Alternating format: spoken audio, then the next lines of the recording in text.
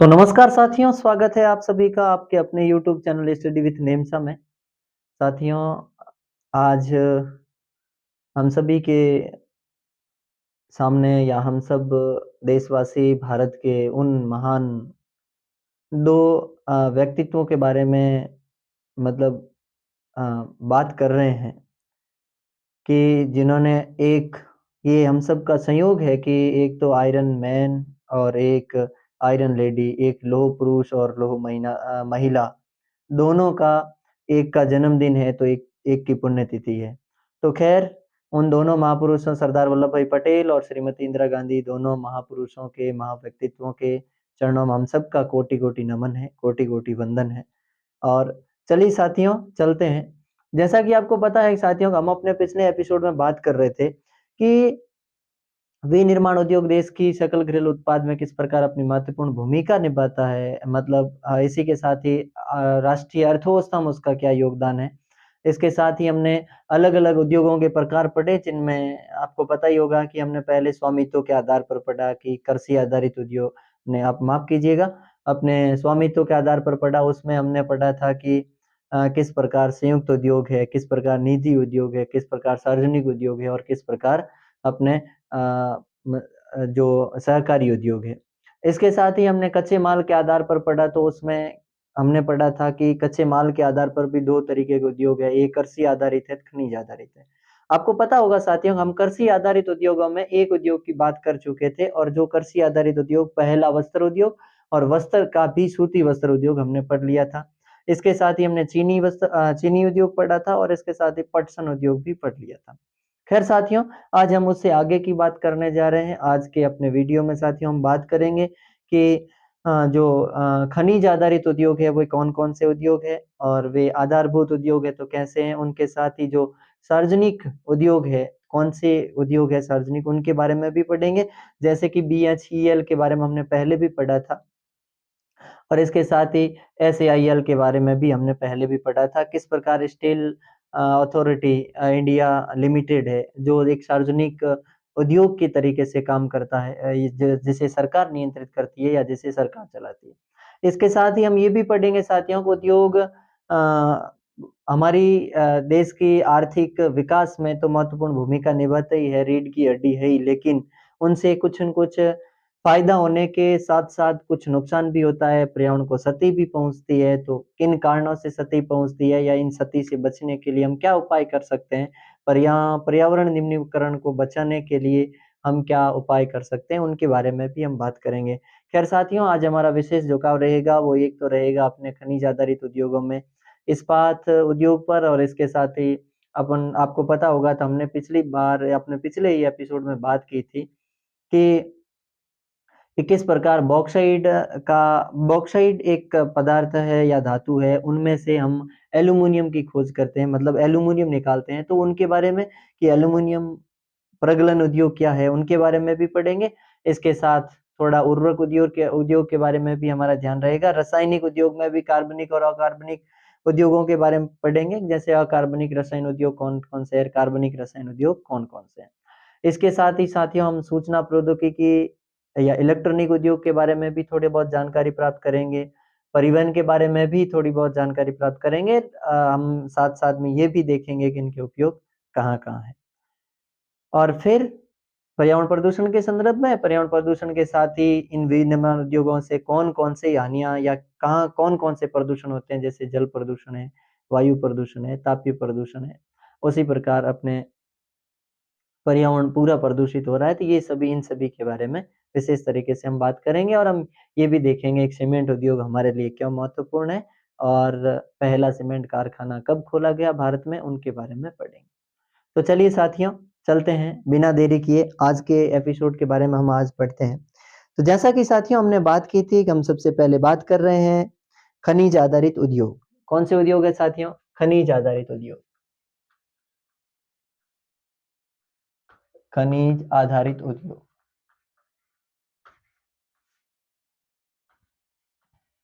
सबसे पहली यही चीज़ है खनिज आधारित उद्योग किसे कहते हैं? कि वे उद्योग जिनमें खनिजों या धातुओं को कच्चे माल के रूप में प्रयोग किया जाता है। वे उद्योग जिनमें वे उद्योग जिनमें खनिज या धातु को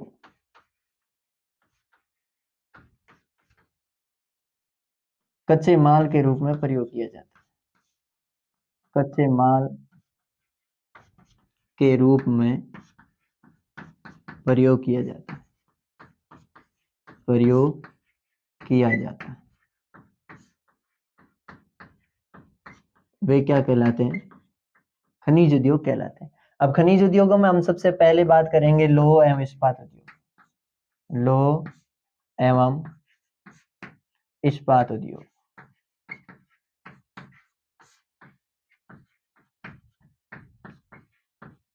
सबसे पहला ये जो लौह एवं इस्पात उद्योग है, ये एक आधारभूत उद्योग है। कैसा उद्योग है? आधारभूत। आधारभूत उद्योग। अब साथियों आपके मन में आएगा आधारभूत उद्योग क्या है? तो आधारभूत उद्योग उसे कहते हैं कि जो किसी जैसे कि हमने पहले भी बात की है, आधारभूत उद्योग है कि ये उद्योग किसी कच्चे माल पर निर्भर करते हैं, उनके बाद ये उद्योग चलते हैं। अब जैसे कि क्या है कि जैसे इस्पात है या लोहा है, तो लोहा पहले किसी लोहे का कच्चा माल है। जैसे कि कोई भी उद्योग जैसे मशीनी का, जो मशीन का उद्योग है, जैसे मशीन का निर्माण करना है तो मशीन के लिए लोहे की आवश्यकता है। तो अगर मशीन निर्माण का कोई भी उद्योग होगा तो उसके लिए कच्चा माल क्या, लोहा और इस्पात कच्चे माल के रूप में प्रयोग किया जाएगा। तो जो कच्चे माल के ऊपर निर्भर रहता है तो वो कौन सा उद्योग कहलाता है? भाई आधारभूत उद्योग कहलाता है, जिसके आधार में कच्चे माल की क्या रहती है? आवश्यकता रहती है। उसी के साथ ही होती है एक उपभोक्ता उद्योग। उपभोक्ता उद्योग किसे कहते हैं? वो उद्योग मतलब जिनमें वस्तुओं का सीधा उपयोग कौन करता है? उपभोक्ता स्वयं करता है। जैसे कि जैसे गन्ना काटा और गन्ना काट के कहाँ ले गए? शक्कर मिल में या शक्कर उद्योग में या चीनी उद्योग में, और वहां से सीधी चीनी निर्मित हो गई। तो ये कौन सा उद्योग हो गया साथियों? ये उपभोक्ता उद्योग हो गया। तो आपको समझ, अब मुझे लगता है कि आपको समझ में आ गया होगा आधारभूत उद्योग मतलब माफ कीजिए, आधारभूत उद्योग क्या है। तो लोहा एवं इस्पात है वो कौन सा उद्योग है? आधारभूत उद्योग है। अब भारत में सर्वाधिक अगर सबसे महत्वपूर्ण कोई अगर उद्योग है तो वो कौन सा है? लोहा एवं इस्पात उद्योग है। इसमें जीडीपी में भी ठीक है, मतलब जो विकास में, अर्थव्यवस्था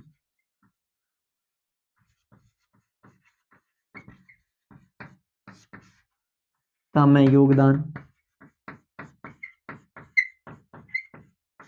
अर्थव्यवस्था में भी क्या है? योगदान है। इसके साथ ही साथियों 2019 में याद रखना, 2019 में भारत ने 111 मिलियन टन लोहे को उत्पादित कर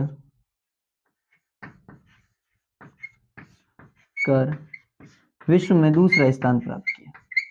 विश्व में द्वितीय स्थान पर, यानी कि दूसरे स्थान पर रहा। कौन सा स्थान साथियों? दूसरा स्थान। तो याद रखना 2019 में भारत ने कितने टन मतलब भारत ने लोह इस्पात कितना लोहे का उत्पादित किया? तो 111 मिलियन टन। देखिए साथियों एक इसके साथ ही याद रखना है आपको कि 1950 में भारत व चीन दोनों लोह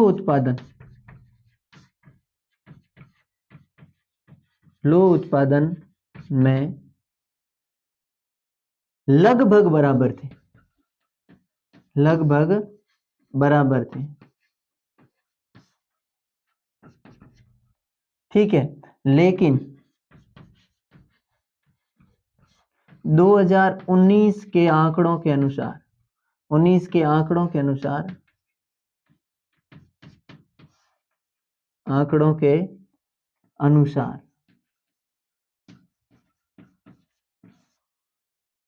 अनुसार चीन 998 मिलियन टन लोहा उत्पादित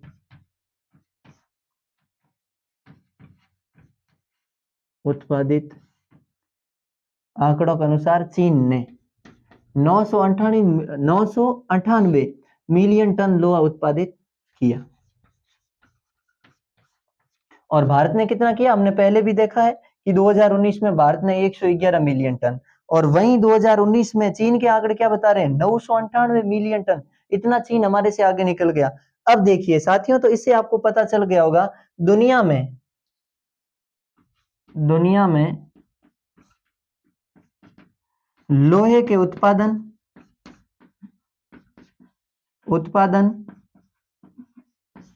व उपयोग कर्ता के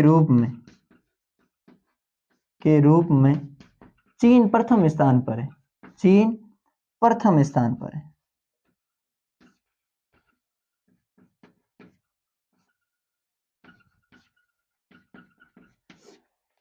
तो दुनिया में उत्पादनकर्ता के तौर पर भी चीन क्या है? प्रथम स्थान है। और उसका उपयोगकर्ता के तौर पर भी चीन क्या है साथियों? प्रथम स्थान है। तो ये को आपको यह याद रखना है। 2019 में भारत ने 111 मिलियन टन लोहे को उत्पादित कर विश्व में दूसरा स्थान हासिल किया था। 1950 में दोनों देश बराबर थे। अब देखिए साथियों, 2019 में जब 111 मिलियन टन इन्होंने क्या किया था? अपने लोहे को उत्पादित किया था, उस समय भारत में प्रति व्यक्ति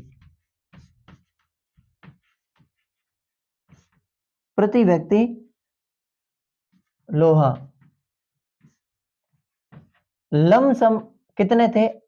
79.3। कितना था? 79.3। और इसी समय मतलब 2019 में, इसी समय विश्व में प्रति व्यक्ति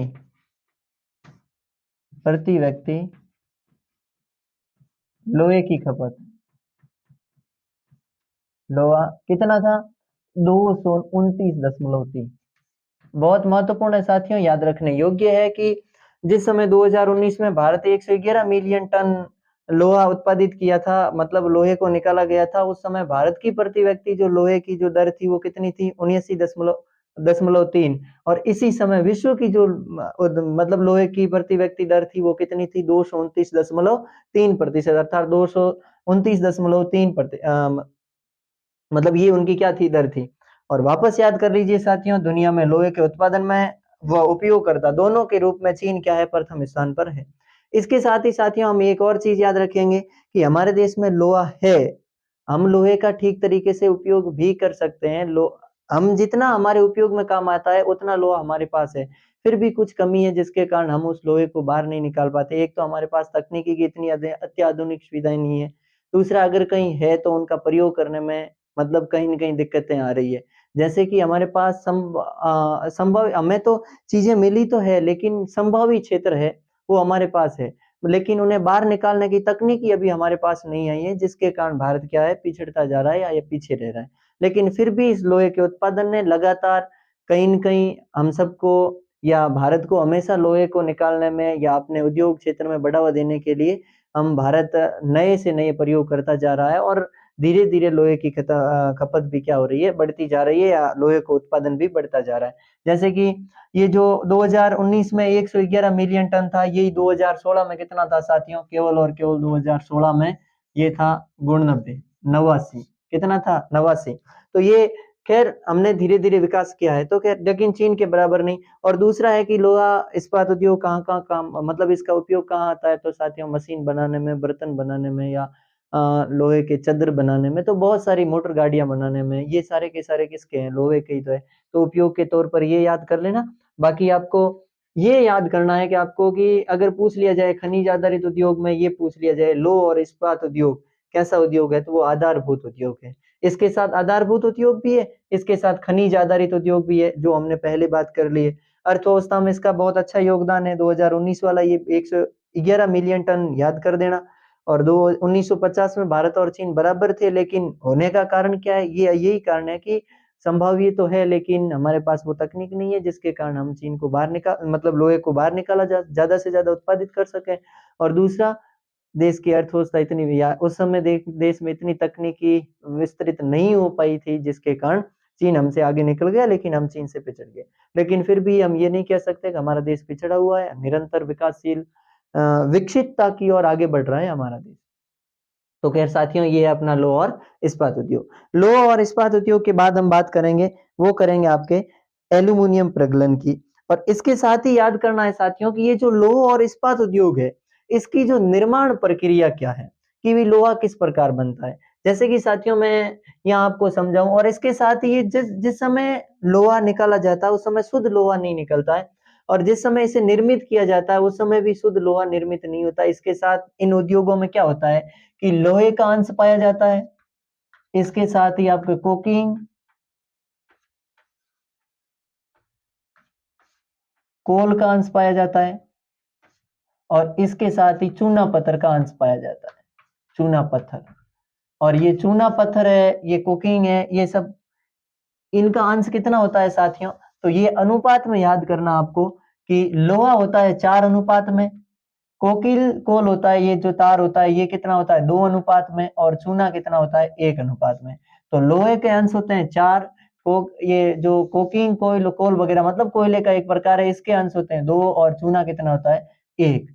इसके साथ ही साथियों याद रखना, अब है मतलब ये जो धातु वगैरह है, या लौह और इस्पात उद्योग या इस्पात निर्माण की प्रक्रिया क्या है, तो यही समझ लेते हैं अपन कि मैं ये हटा लेता हूं, आपने लिख दिया होगा।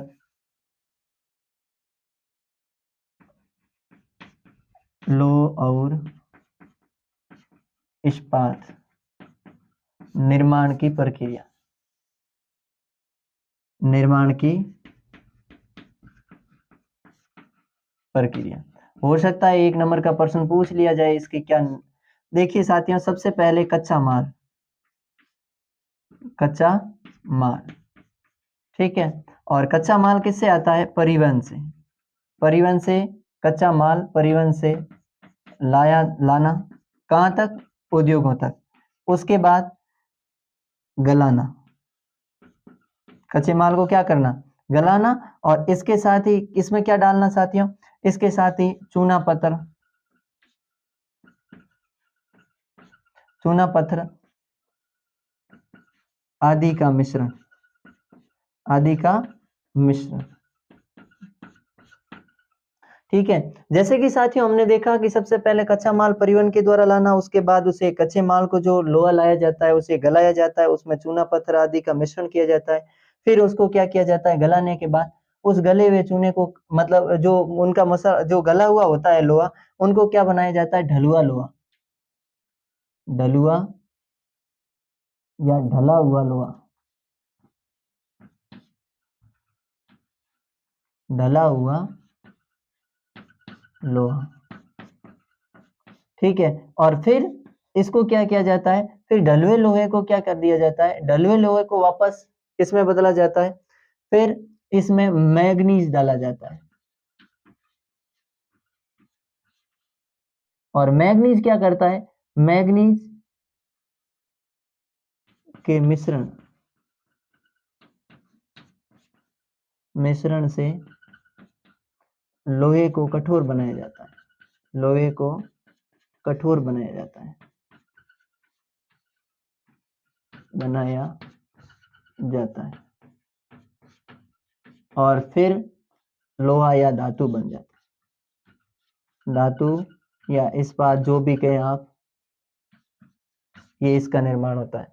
और इसके साथ ही जो ढला हुआ लोहा है उसके साथ एक अभिक्रिया होती है, वो ऑक्सीकरण की अभिक्रिया होती है, और ऑक्सीकरण की अभिक्रिया के साथ शुद्ध किया जाता है, ऑक्सीकरण से शुद्ध करना। ये प्रक्रिया है पूरी की पूरी। लोह और इस्पात निर्माण की प्रक्रिया क्या, सबसे पहले कच्चे माल को परिवहन के माध्यम से कहाँ ले जाया जाता है साथियों, उद्योगों में। और उसके बाद उस कच्चे माल को क्या किया जाता है, गलाया जाता है, गलाने के बाद उसमें चूना मिलाया जाता है, कोकिंग कोल मतलब जो कोल तार कोयले का प्रयोग करते हुए उसे फिर ढलवे लोहे में परिवर्तन किया जाता है। और ढलवे लोहे में परिवर्तन करने के बाद फिर उस लोहे को वापस क्या किया जाता है, भट्टियों में डाला जाता है, गाला जाता है, और उनके बाद उनको आकार प्रदान किया जाता है। और इसके साथ ही वहाँ जो उसमें जो अशुद्धिकरण के तत्व होते हैं, जो उनका शुद्धिकरण किया जाता है कौन सी प्रक्रिया के द्वारा? ऑक्सीकरण की प्रक्रिया के द्वारा। और उसके बाद उसमें क्या मिलाया जाता है साथियों? मैग्नीज डाला जाता है। और मैग्नीज क्या है? जैसे 1 टन लोहा या इस्पात का निर्माण करने के लिए 10 किलोग्राम मैग्नीज की क्या होती है? आवश्यकता होती है। और उससे क्या होता है? लोहा और इस्पात को क्या बनाया जाता है? कठोर बनाया जाता है। और उसके बाद वो धातु, या कहने का मतलब है किसी भी उपयोग के तौर पर उपयोग में लिया जा सकता है, या उद्योगों से परिवर्तन होके या विनिर्मित होके बाहर भेजा जा सकता है। तो ये लौह निर्माण की पूरी प्रक्रिया है। इसके साथ ही ये अनुपात याद कर लेना, लोहा 4 अनुपात में है, कोकिल कोल्ड जो 2 अनुपात में है, और इसके साथ ही जो चूना पत्थर है मतलब वो कितने अनुपात में? 1 अनुपात में है। तो साथियों ये भी थोड़ा सा क्या करना है आपको? याद करना है। इसके साथ ही हमने साथियों अब हम बात करेंगे अपने कि किस प्रकार लोहे के बाद एल्युमिनियम प्रगलन अर्थात एल्युमिनियम उद्योग काम आता है, और एल्युमिनियम किससे बनता है उनके साथ ही। और इसके साथ ही हमने ये भी पढ़ लिया था कि हमारे देश में जो सार्वजनिक है, जैसे कि कोई खनिज आधारित उद्योगों में अपने लौह और इस्पात उद्योग है, उसमें सार्वजनिक कौन कौन से? तो हमने सेल की पहले भी बात कर दी है, SAIL की, उसी प्रकार BHEL की भी बात कर ली है, भारत हेवी अपने इलेक्ट्रॉनिक लिमिटेड। ठीक है साथियों। अब हम आगे बात करेंगे, वो करेंगे एल्यूमिनियम। एल्यूमिनियम है वो हमारे देश का दूसरा सबसे बड़ा धातु शोधन उद्योग है। ठीक, किसकी बात करेंगे? एल्यूमिनियम की।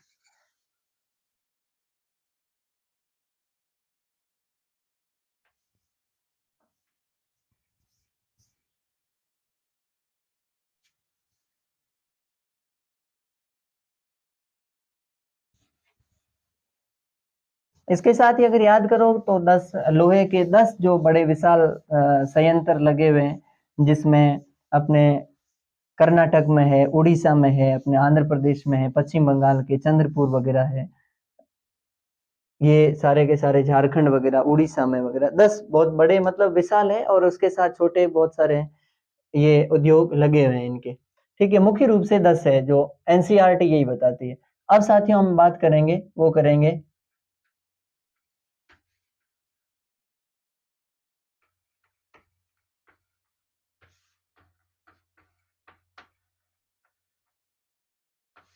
एल्यूमिनियम प्रगलन। देश का दूसरा सबसे बड़ा धातु, देश का दूसरा सबसे बड़ा, दूसरा सबसे बड़ा धातु शोधन उद्योग, धातु शोधन उद्योग।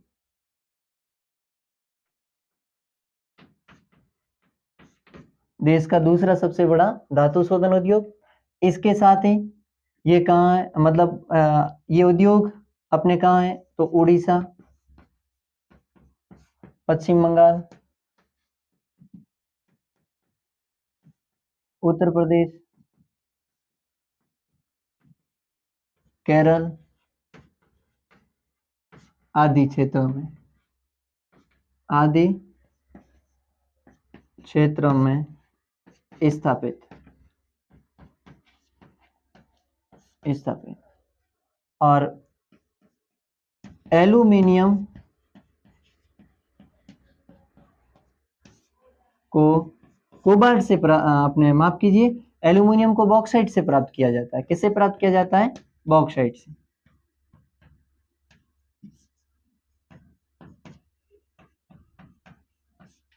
किया जाता है। किससे प्राप्त किया जाता है साथियों? बॉक्साइट से। अब एल्यूमिनियम का उपयोग है हवाई जहाज के निर्माण में, हवाई जहाज बनाने में, मतलब निर्माण मतलब है। इसी के साथ ही बर्तन बनाने में, बर्तन व तार बनाने में। कहाँ कहाँ उपयोग किया जाता है इसका? तो एक तो बर्तन बनाने में, इसके साथ ही तार बनाने में, और हवाई जहाज के निर्माण कार्य में भी किसका उपयोग किया जाता है? वो एल्यूमिनियम का उपयोग किया जाता है।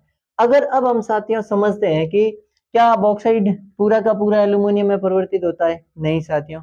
अगर हमारे पास 4 से 5 टन अगर मतलब बॉक्साइट है, तो उसमें से अपने 2 टन जो है वो निकलेगा, अपने क्या निकलेगा, मतलब 2 से 3 टन के मध्य वो निकलेगा एल्यूमिना नाम करके एक धातु, मतलब जो पदार्थ निकलेगा।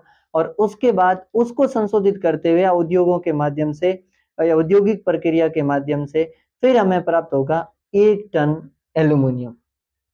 तो कहने का मतलब है, अगर हम परिवर्तित करते हैं कि अगर हमारे पास 5 या 6 टन बॉक्साइट है, तो उन 5 या 6 टन बॉक्साइट में से हमें एल्यूमिनियम की जो प्राप्ति होगी वो कितनी होगी? केवल और केवल अपने 1 टन एल्यूमिनियम की प्राप्ति होगी। इसके साथ ही हमने उपयोग पढ़ लिया। देश का दूसरा सबसे बड़ा धातु शोधन उद्योग है, इसका भी जीडीपी में अच्छा योगदान है। उड़ीसा, पश्चिम बंगाल, उत्तर प्रदेश, केरल आदि क्षेत्रों में इनके उद्योग स्थापित है। ठीक है। और एल्यूमिनियम जो प्रगलन उद्योग है, ये भी कैसे उद्योग है? ये भी अगर आप याद करो तो आधारभूत उद्योग है, क्योंकि इनको भी क्या चाहिए? कच्चे माल के लिए बॉक्साइट वगैरह ये चाहिए, तो ये कच्चे माल के ऊपर निर्धारित रहते हैं। और इसके साथ ही अगर खनिज आधारित उद्योग के संदर्भ में बात करें, तो भी खनिज आधारित उद्योगों के तौर पर भी इन्हें लिया जा सकता है। तो साथियों, मुझे लग रहा होगा कि आपको ठीक तरीके से याद हो गया होगा। इसके साथ ही अब है एल्यूमिनियम प्रगलन जो है, इनका निर्माण की प्रक्रिया क्या है? तो निर्माण की यही प्रक्रिया है कि पहले तो बॉक्साइट को कच्चे माल के तौर पर परिवहन के माध्यम से उद्योगों तक पहुंचाया जाता है। फिर उद्योगों की प्रक्रिया के द्वारा बॉक्साइट से एल्यूमिना अलग किया जाता है, और उस एल्यूमिनिया के बाद फिर उनकी प्रक्रियाओं के द्वारा क्या किया जाता है? एल्यूमिनियम का निर्माण किया जाता है। तो इस प्रकार साथियों, ये अपना एल्यूमिनियम प्रगलन उद्योग हो गया। हम एल्यूमिनियम प्रगलन उद्योग के बारे में या बाद में अब हम पढ़ेंगे, वो पढ़ेंगे रसायन उद्योग। कौन सा उद्योग साथियों? रसायन उद्योग।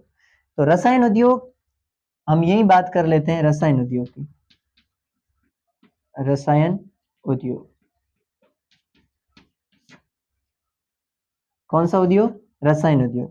रसायन उद्योग की अगर बात करें साथियों, तो देश के सकल घरेलू उत्पाद में, मतलब जीडीपी में, सकल घरेलू उत्पाद में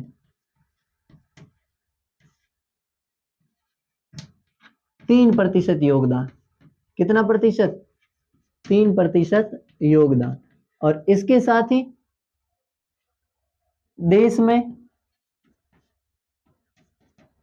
तो जैसे कि हम बात कर रहे हैं रसायन उद्योग की। रसायन उद्योग का जो सकल घरेलू उत्पाद है, सकल घरेलू उत्पाद में इसका जो है वो अपने 3% क्या है? योगदान है। इसके साथ ही साथियों, अगर याद करें तो या देखें तो अगर एशिया में 3% योगदान, इसके साथ ही देश का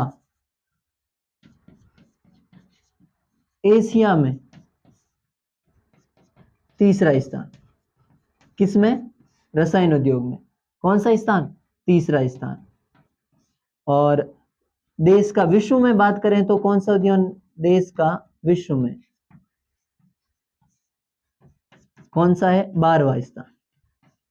12वां स्थान। ये भी साथियों दोनों याद करने योग्य है। रसायन उद्योग देश में सकल घरेलू उत्पाद में 3% है, योगदान देता है। इसके साथ ही देश का एशिया में तीसरा स्थान रखता है। रसायन उद्योग में देश का एशिया में तीसरा स्थान है। और अगर देश का विश्व में स्थान की बात करें रसायन उद्योग में, तो कौन सा स्थान है? 12वां स्थान है। इसके साथ ही रसायन उद्योग में साथियों दवाइयों के निर्माण की बात करें तो रसायन उद्योग में दवाइयों का निर्माण होता है, जिससे कृषि को महत्वपूर्ण, मतलब कृषि को बढ़ावा मिलता है रसायन से। या अन्य पेंट का निर्माण है, या ऐसी मतलब बहुत सारी चीजों का निर्माण है, वो सब किस में होता है? रसायन उद्योगों में होता है। आज जैसे हर एक चीज के बारे में, चाहे कोलगेट से लगाकर किसी साबुन से लगाकर, प्रत्येक चीजों में कुछ न कुछ तरीके से तो रसायन का क्या होता है? मिलावट होती ही है। तो खैर रसायन उद्योगों में इन सब का क्या होता है? निर्माण, मतलब रसायन उद्योग हम इन सब मतलब बाकी वाले उद्योगों के लिए या उत्पादों के लिए महत्वपूर्ण है। इसलिए सकल घरेलू उत्पाद में तो इसका 3% योगदान है। और देश का जो एशिया में स्थान रखने वाला वो तीसरा है। और देश का विश्व में जो स्थान है वो रसायन उद्योग का कितना है साथियों? अपने 12वां स्थान है। अब इस रसायन उद्योग को भी दो भागों में बांटा गया है। अपने पहला दो भाग कितने अपन पहले ही देख लेते हैं। एक देखते हैं अकार्बनिक अकार्बनिक रसायन उद्योग। अकार्बनिक रसायन उद्योग का अगर आपको उदाहरण पूछ ले तो अकार्बनिक रसायन उद्योग में आपको लिखना है फिर वो नाइट्रिक अम्ल,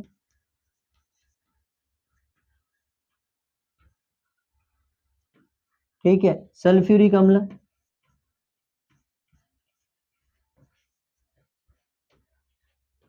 नाइट्रिक अम्ल, सल्फ्यूरिक अम्ल, फिर कास्टिक सोडा, कास्टिक सोडा, और इसके साथ ही सोडा एसिड, सोडा एसिड आदि आदि उद्योग अकार्बनिक रसायन उद्योगों में सम्मिलित है। और अगर कार्बनिक रसायन उद्योग की बात करें, कार्बनिक रसायन उद्योग, कौन से उद्योग? कार्बनिक रसायन उद्योग, ये अलग है साथियों। कार्बनिक रसायन उद्योग में बात करें तो आपको याद करना है कृत्रिम वस्त्र उद्योग और इसके साथ ही कृत्रिम रबर आदि। तो एक बार वापस देख लीजिए, एल्यूमिनियम प्रगलन उद्योग में क्या देश का दूसरा सबसे बड़ा धातु शोधन उद्योग है, और इसके साथ ही उड़ीसा, पश्चिम बंगाल, उत्तर प्रदेश, केरल आदि क्षेत्रों में स्थापित किए गए हैं इसके उद्योग। एल्यूमिनियम को बॉक्साइट से प्राप्त किया जाता है और इसके साथ ही उपयोग कहाँ है? हवाई जहाज के निर्माण में, बर्तन व तार बनाने में। उसके बाद रसायन उद्योग की बात आती है तो साथियों रसायन उद्योग है वो देश में सकल घरेलू उत्पाद का 3% योगदान देते हैं। इसके साथ ही देश का एशिया में अगर रसायन उद्योग के संदर्भ में स्थान पूछे तो तीसरा है, और इसके साथ ही देश का विश्व में अगर रसायन उद्योग के संदर्भ में पूछे तो 12वां स्थान है। और ये जो रसायन उद्योग है वो कार्बनिक और अकार्बनिक रसायन उद्योगों में विभाजित किए गए हैं। जो कार्बनिक अकार्बनिक रसायन उद्योग है उसमें नाइट्रिक अम्ल है, सल्फ्यूरिक अम्ल वगैरह, कॉस्टिक सोडा है या सोडा ऐसे आदि है। और इसके साथ ही कार्बनिक रसायन उद्योग है उसमें कृत्रिम वस्त्र और कृत्रिम रबर वगैरह ये सब चीजें आती है। अब साथियों हम बात करेंगे एल्यूमिनियम प्रगलन भी हो गया, अब रसायन उद्योग भी हो गया। इनके बाद में हम बात करेंगे वो अपने करेंगे उर्वरक उद्योग की। कौन सा उद्योग? उर्वरक उद्योग।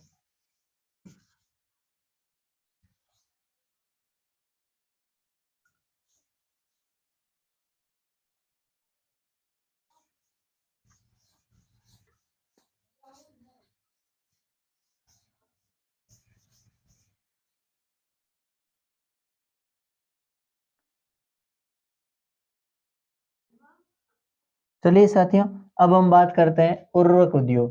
किसकी बात करेंगे? उर्वरक उद्योग।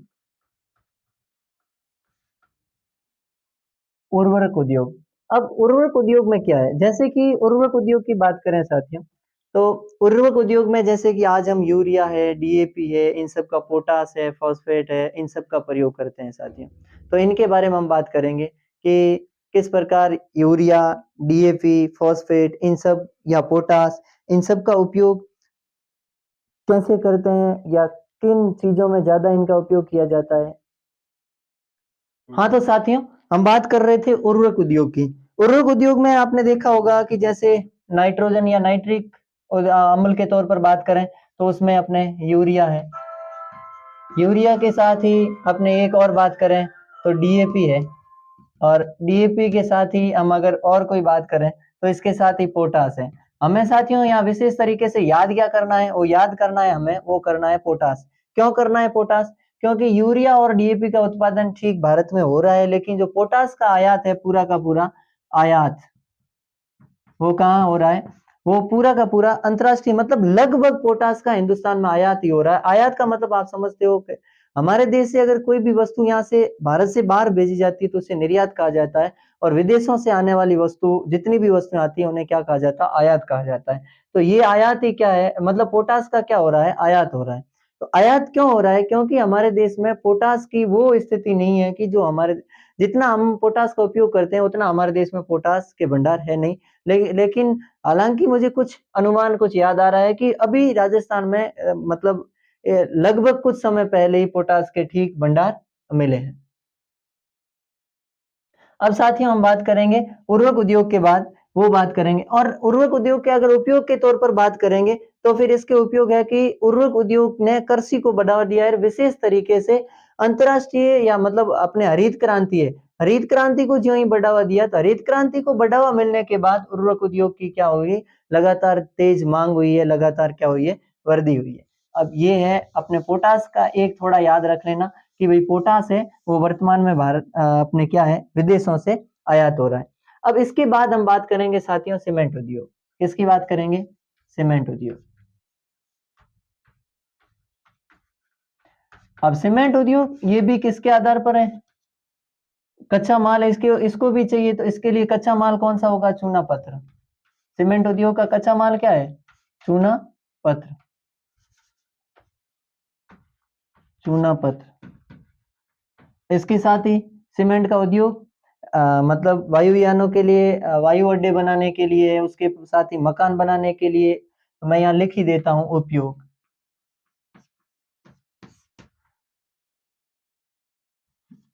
वायु अड्डे बनाने के लिए।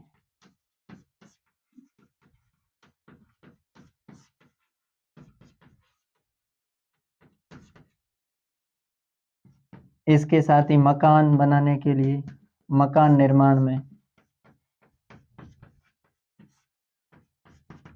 पुल निर्माण में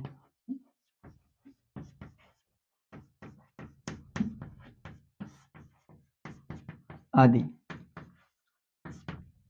ठीक है, वायु अड्डे बनाने में, मकान निर्माण में, पुल निर्माण में, या तो किसी तालाब है या किसी दीवार है, लगभग जितने भी निर्माण के कार्य उन सब में किन का उपयोग किया जाता है? सीमेंट का उपयोग किया जाता है। अब साथियों, भारत में पहला सीमेंट कारखाना, भारत में पहला सीमेंट कारखाना, सीमेंट कारखाना कब साथियों? 1904 में। 1904 में कहाँ खोला गया? चेन्नई, तमिलनाडु में खोला, चेन्नई में खोला गया। जैसा कि हम पहले पढ़ रहे थे कि भारत में पहला पटसन उद्योग कब खोला गया, या इसके साथ ही हमने पढ़ा था सूती वस्त्र उद्योग कब खोला गया। तो पहला सूती वस्त्र उद्योग हम पढ़ रहे थे 1854 में। उसके बाद हमने पढ़ा था कि भारत में पहला पटसन उद्योग 1855 में। और अब हम पढ़ रहे हैं भारत में पहला सीमेंट कारखाना कब खोला गया? 1904। और कहाँ खोला गया? चेन्नई में खोला गया। ये साथियों अपने सीमेंट उद्योग के बारे में। तो एक तो इसका कच्चा माल याद रखना चूना पत्थर, बाकी उपयोग में याद रखना वायु अड्डे बनाने के लिए, मकान निर्माण या पुल निर्माण में आदि में। और भारत का पहला सीमेंट कारखाना कब खोला गया? 1904 में। और कहाँ खोला गया? चेन्नई में खोला गया। अब सीमेंट उद्योग के बाद हम बात करेंगे, वो अपनी बात करेंगे अपन सूचना प्रौद्योगिकी या इलेक्ट्रॉनिक उद्योग।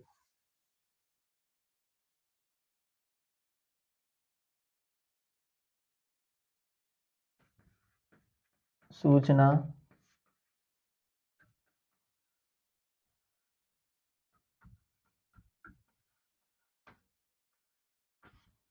प्रौद्योगिकी और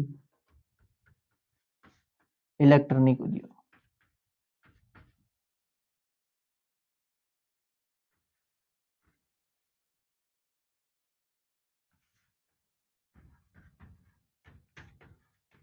एक तो बात करेंगे हम सूचना प्रौद्योगिकी की, और इसके साथ ही इलेक्ट्रॉनिक उद्योग। इसमें हम बात करेंगे अपने कौन कौन से हैं। तो एक तो कंप्यूटर है, टेलीविजन है,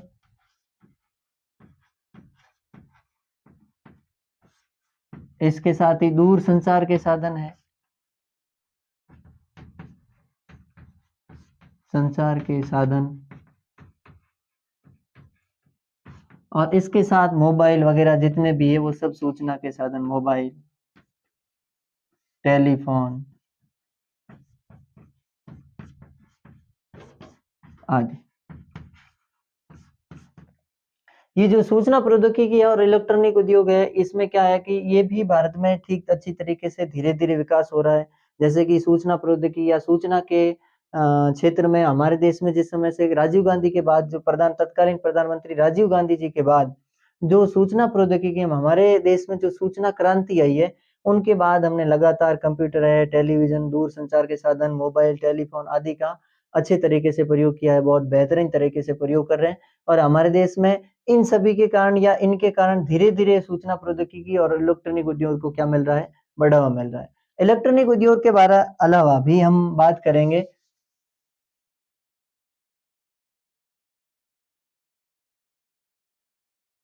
अब हम साथियों हमारा जो शेष रहा है वो एक तो पर्यावरण के बारे में बात करेंगे और पर्यावरण के साथ ही पहले एक थोड़ा-सा बात करेंगे अपन मोटर गाड़ी के उपयोग के बारे में और भाई मोटर उद्योग कहाँ क्या काम आता है या जैसा कि आप नाम से ही समझ गए होंगे कि मोटर गाड़ी उद्योग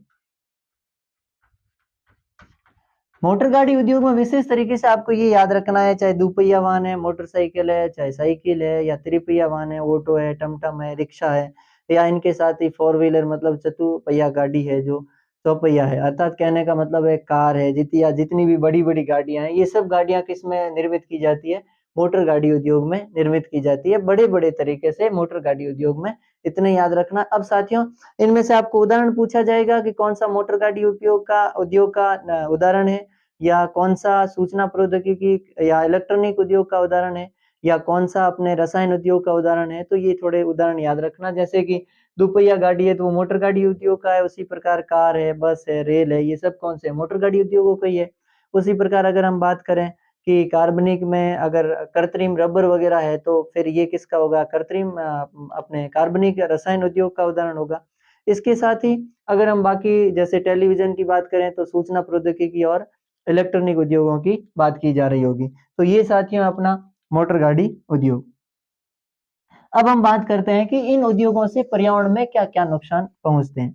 अब जैसा कि देखो साथियों कि हम पहले भी बात कर चुके हैं कि अगर कोई भी चीज़ है हमारे देश में अगर हमें फ़ायदा पहुँचा रही है, तो इसका मतलब है उसका कुछ न कुछ नुकसान भी तो होगा। और यही नुकसान कहाँ हो रहा है या किससे हुआ है? ये उद्योगों से हुआ है। और ये नुकसान उद्योगों से कहाँ हुआ है? विशेष तरीके से अगर हम बात करें तो जल में नुकसान है हमें अर्थात जल प्रदूषण हो रहा है, वायु में नुकसान है अर्थात वायु प्रदूषण हो रहा है, ध्वनि में नुकसान अब आप या हम सब सोचेंगे या आप सोचेंगे कि ध्वनि में नुकसान कैसे हो रहा है? अब जैसे कि साथियों देखिए कि कभी-कभार हमारे मतलब ज़्यादा यूँ हम किसी उस क्षेत्र में खड़े हैं कि जहाँ कोई भव्य जागरण हो रहा है या फिर कहीं हमारे पास से कोई डीजे डीजे की गाड़ी गुज़र रही है, तो उस समय हम देखेंगे कि हमारे कानों में एक झन्नाटे की तरह सन्नाटा सुनाई देगा।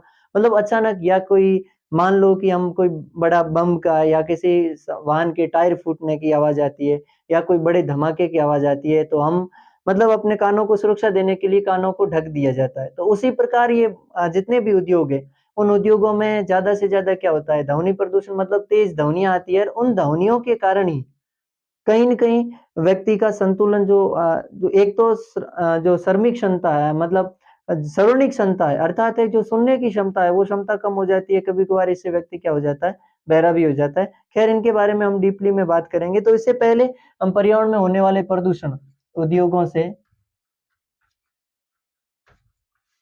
उद्योगों से पर्यावरण में होने वाले वाले प्रदूषण। इन प्रदूषण मुख्यतः कौन 4 प्रदूषण है, एक अपने वायु प्रदूषण है,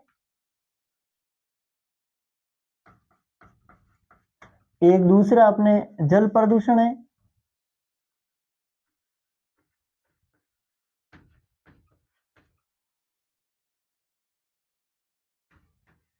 ध्वनि प्रदूषण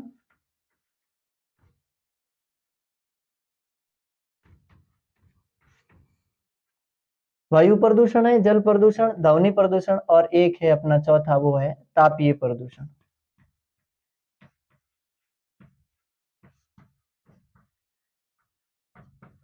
कौन सा प्रदूषण है साथियों? तापीय प्रदूषण। अब हम सबसे पहले बात करेंगे वायु प्रदूषण की। कौन सी बात करेंगे? वायु प्रदूषण। अब देखो साथियों कि वायु प्रदूषण क्या है? सबसे पहले है कि वायु में हानिकारक गैसों का मिलना ही क्या कहलाता है? वायु प्रदूषण। तो हमारे ज़हन में या हमारे मन में विचार आएगा कि उद्योग किस प्रकार वायु प्रदूषण करते हैं? तो साथियों हम जानते हैं कि उद्योगों से निकलने वाला धुआँ, वो कहीं न कहीं वातावरण को खराब कर रहा है। उद्योग तो बहुत दूर की बात है साथियों कि जैसे अभी-अभी हम दीपावली जैसे महापर्व से निकले हैं, तो दिल्ली जैसे शहरों में मतलब अपने जो पटाखों पर रोक लगाई गई। क्यों रोक लगाने का कारण क्या था? यही था कि उनसे निकलने वाली विषैली गैस कहीं न कहीं वायु को प्रदूषित करेगी। इतने नियंत्रण के बाद भी वहाँ पर मतलब जो पटाखों का प्रयोग किया गया जिसके कारण वहाँ लोगों में साँस लेने की दिक्कत आ गई थी। तो ये क्या है? एक वायु प्रदूषण है। इसे अगर वायु प्रदूषण इसे नहीं कहेंगे तो और किसे कहेंगे? दिल्ली तो बहुत दूर की बात है साथियों, हमारे नज़दीकी क्षेत्र जोधपुर में भी कहीं न कहीं प्रदूषण को आँका गया, पटाखों के छोड़ने से। तो ये जिसमें अर्थात मेरा कहने का अर्थ यही है कि वायु में इन विषैली गैसों का मिलना, हम सब भोपाल गैस रिसाव को जानते हैं साथियों, हम अभी तक भूले नहीं हैं। इसके साथ ही जो परमाणु अटैक हुआ था अपने हिरोशिमा और नागासाकी में, तो उसका मतलब क्या? उन परमाणु में था क्या? कहीं न कहीं तो गैस ही थी और उस गैस के कारण आज भी ऐसा है कि वहाँ अपंग व्यक्ति पैदा हो रहे हैं। मतलब कहने का मतलब है कि विकलांग पैदा हो रहे हैं। इन सब का होने का कारण क्या है? कि वहाँ वायु पर आज भी वायु में विकिरण है वहाँ में। मतलब वो विषैली गैसें हैं जिनके कारण कहीं न कहीं दिक्कतें उत्पन्न होती है। तो ये अपने वायु प्रदूषण में। फिर दूसरी बात करेंगे जल प्रदूषण। अब साथियों हम बात करें कि जल प्रदूषण किस प्रकार हो रहा है। तो क्या होता है साथियों कि जितने भी उद्योग हैं, उन उद्योगों का जो अपने विषैला जो उनका विषैला पानी है, उन पानी को क्या कर दिया जाता है? उन पानी को सीधा का सीधा नदियों में छोड़ दिया जाता है, समुद्रों में छोड़ दिया जाता है, जिसके कारण वहाँ का पानी क्या हो जाता है? विषैला हो जाता है। और अगर वहाँ का पानी विषैला हो जाता है, अगर वहाँ के पानी के विषैले होने के कारण वहाँ रहने वाले जलीय जीव मर जाते हैं या उन पर इफ़ेक्ट पड़ता है, प्रभाव पड़ता है, और अगर वे उनके अंदर रहने वाले अगर जलीय जीवों की मृत्यु होती है, तो फिर जो जलीय पारिस्थितिकी तंत्र है वो भी पूरा का पूरा बिगड़ता है, जिसके कारण जल भी क्या होता है साथियों?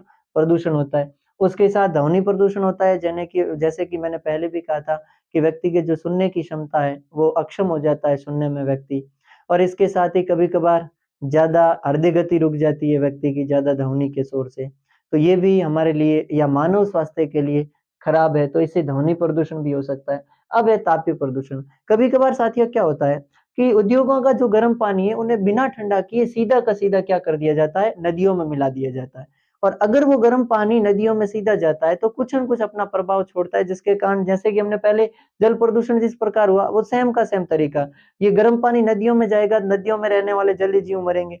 और वही अगर जलीय जीव मरेंगे कि जो जलीय परिस्थिति है या जलीय जो पारिस्थितिकी तंत्र है, वो बिगड़ेगा और जिसके कारण उसमें रहने वाले जल के क्या हो गए मतलब जलीय जीवों की क्या होगी? मृत्यु होगी। तो इसके कारण क्या होता है? तापीय प्रदूषण भी इनसे बढ़ता है। तो ये सभी जैसे वायु प्रदूषण, ये तो पर्यावरण से होने वाले प्रदूषण है, मतलब उद्योगों से। अब इनको सुरक्षा में कैसे लाया जा सकता है? या इनको कम कैसे किया जा सकता है? प्रदूषण की रोकथाम के क्या-क्या उपाय कर सकते हैं? रोकथाम के उपाय के लिए सबसे पहले है कि अगर हम जब तक सरकार को कोसेंगे कि सरकार को जागरूक होना ज़रूरी है, लेकिन साथियों सरकार छोटी होती है, सरकार से बड़े जनता है। क्यों जनता है? क्योंकि वर्तमान में हिंदुस्तान में अगर जनसंख्या के तौर पर देखें या उदाहरण दें तो साथियों लगभग अपने 100 2011 की जनगणना के अनुसार 121 करोड़ है, लेकिन अभी जनगणना हुई नहीं है, लेकिन कल्पना करते हैं या अनुमान लगाते हैं तो 130-35 करोड़ जनसंख्या वाला देश है हिंदुस्तान। विश्व में दूसरी नंबर पे जनसंख्या में हमारा स्थान आता है। और अगर इनमें से अगर केवल सरकार को निकाल दे तो साथियों ज़्यादा से ज़्यादा भी निकालना चाहोगे तो 12 या 15 या 20 करोड़ लोग हैं जो सरकार में या कहीं न कहीं प्रशासन में है या किसी न किसी तरीके से प्रत्यक्ष या परोक्ष रूप से गवर्नमेंट से बिलॉन्ग रखते हैं या सरकार से संबंध रखते हैं। लेकिन बाकी वाली सारी की सारी जनता है। तो एक और तो 12 या 15 या 20 करोड़ लोग हैं और दूसरी ओर 110 करोड़ लोग हैं। तो अर्थात हम मेरा कहने का अर्थ ये है कि इन प्रदूषणों को दूर करने के लिए या इनके रोकथाम के उपाय करने के लिए सबसे पहले मानव को जागरूक होना बहुत ज़रूरी है। और मानव जागरूक होगा तो क्या करेगा? तो मानव जागरूक होगा नंबर 1 कि वो बिना मतलब है जैसे पेट्रो रसायन वगैरह है, जैसे हमने पहले भी पढ़ा है पेट्रोल है, डीज़ल है या एलपीजी है, सीएनजी इन सब गैसों का उपयोग कहाँ होता है? उद्योगों में होता है। अगर वो इनको बचत करना शुरू कर देगा, उसी प्रकार बिजली संकट है हमारे सामने, तो अगर वो बिजली को बचाना शुरू कर देगा, अगर वो जागरूक होगा तो वो उसे बचाना शुरू करेगा। अगर मान लो एक व्यक्ति 1 दिन में 1 यूनिट बिजली बचाता है, तो हिंदुस्तान की 121 करोड़ या 130-31 करोड़ के आस-पास जनसंख्या है, तो टोटल कितने यूनिट बिजली बचती है? तो कल्पना कीजिए और इससे बेहतर तो कोई हो नहीं सकता। दूसरा कि हम जिन चीज़ों का उपयोग कर रहे हैं या जिन रसायनों का उपयोग कर रहे हैं, ऐसे रसायनों का या ऐसी वस्तुओं का उपयोग करें जिनका पुनः उपयोग संभव है। अगर पुनः उपयोग संभव नहीं है तो उन वस्तुओं का कम से कम उपयोग करें कि जिसके कारण कि आगे आने वाले समय में या पर्यावरण को ऐसी प्रदूषित या प्रदूषण पर्यावरण को हानि नहीं पहुँचे। तीसरा है कि अगर कोई भी हम ऐसी वस्तुओं का प्रयोग कर रहे हैं या ऐसे उद्योगों में से बने विनिर्माण का उपयोग कर रहे हैं, जिससे कि अपने उद्योगों को अपने पर्यावरण को हानि पहुँचती हो, तो उससे पहले उसका मतलब निपटारे के लिए या उसका समाप्त किस प्रकार किया जाता है, उनके बारे में भी हमें जागरूकता होनी ज़रूरी है। जैसे कि अभी हम सौर निर्माण या सौर ऊर्जा प्लेटों के निर्माण में या सौर ऊर्जा जैसे सौर ऊर्जा को विद्युत ऊर्जा में बदलने का प्रयास कर रहे हैं। तो हमारे सामने है कि ये तो पता है कि सौर ऊर्जा की प्लेटें जो जीवन भर तो रहेगी नहीं, कभी न कभी तो ये समाप्त होगी या कचरे के ढेर में जाएगी। तो हमारा पहले दायित्व ये है कि जो उनका मलबा है या जो कचरा है, समाप्त होने के बाद मतलब इनका काम होने के बाद जिस समय इन्हें डिफ्यूज़ कर दिया जाएगा, जिस समय इन्हें क्या कर दिया जाएगा कि मतलब मुक्त कर दिया जाएगा, अर्थात है कि ये सौर ऊर्जा को विद्युत ऊर्जा में परिवर्तन करना बंद कर देगी। हमारे हिसाब से बात करें तो केवल और केवल कचरा बन जाएगी, तो उसके बाद क्या हम इनका पुनर्उपयोग कर सकते हैं क्या? अगर नहीं तो इसका मतलब है कि ये पर्यावरण को एक बहुत बड़ी क्षति है। तो हमारा दायित्व ये है या वैज्ञानिक का दायित्व हम सबका दायित्व बनता है कि हम किसी न किसी तरीके से इनका समाधान निकालें कि इनका क्या किया जाए कि मतलब पुनः उपयोग किया जाए कहीं न कहीं। नहीं तो इनके कचरे के ढेरों से क्या पर्यावरण प्रदूषण भी होगा, विकिरण भी फैलेगी जिसके कारण कहीं न कहीं हानि तो होगी। जैसे कि साथियों हमने बात की है कि सरकार पर्यावरण को बचाने के लिए सिंगल यूज़ प्लास्टिक को क्या कर रहा है? मतलब बैन लगा रखी है, मतलब रोक लगा रखी है। इसका कारण क्या है? इसका कारण यही है कि उसको वापस किसी अन्य वस्तुओं में या अन्य वापस उसका कोई दूसरे क्षेत्र में उपयोग नहीं किया जाता, वापस उसे अन्य मतलब उद्योगों की अगर प्रक्रिया के ज़रिए बात करें, तो उसमें ढाला नहीं जाता। अर्थात मेरा कहने का मतलब है पुनः उपयोग नहीं किया जाता। अगर उन चीज़ों का पुनः उपयोग नहीं किया जाता, तो कहीं न कहीं पर्यावरण के लिए क्षति पहुँचती है और हमें पता है कि लाखों वर्षों तक अगर हम प्लास्टिक का ढेर गड्ढे मतलब एक गड्ढा खोदकर उसमें डाल दें, तो भी प्लास्टिक गलने वाला है नहीं। जैविक क्रियाओं के माध्यम से भी प्लास्टिक नहीं गलता है। तो ख़ैर तो इन सब को ध्यान में रखते हुए हमें क्या करना चाहिए पर्यावरण को सुरक्षा प्रदान कर सकते हैं या पर्यावरण में होने वाला प्रदूषण है, वो हम क्या कर सकते हैं, कम कर सकते हैं। तो आज इतना ही साथियों, बहुत ही जल्द मिलेंगे हम अपने अगले एपिसोड में।